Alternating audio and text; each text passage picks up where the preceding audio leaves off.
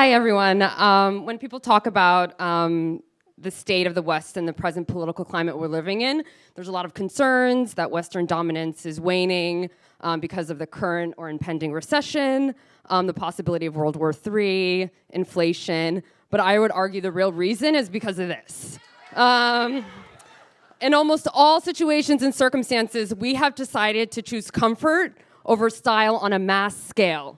Additionally, with this new attitude towards what I find to be personally very upsetting attire, we have also chosen unfriendly design with environmentally unfriendly material. Before I get to that, I do want to give some examples of how this was not always the case for dying empires. This is Marie Antoinette, who died in a very unfortunate manner, but she didn't go down without a strong fashion fight. This is the last sultan of the Ottoman Empire. Look at those shoulder pads. Just the color scheme, the green, the red, it just looked really good. Like a lot of, yeah. And then now this is what we're dealing with right now. So yeah, for many in the possibly dying West, this is where we're at now. Elf shoes by a luxury brand, and based out of Spain. I think it's pronounced Loewe.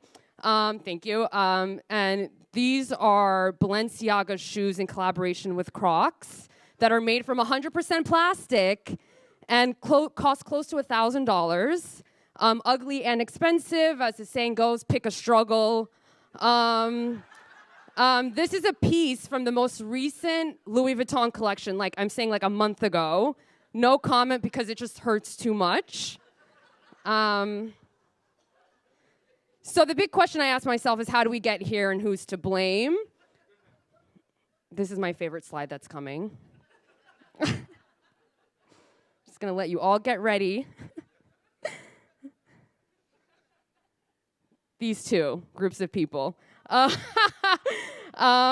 an East Coast born and bred American, I blame California always, mostly out of jealousy because I'm just it's such a big state that has so many beautiful things and parks and weather that I don't have in New York.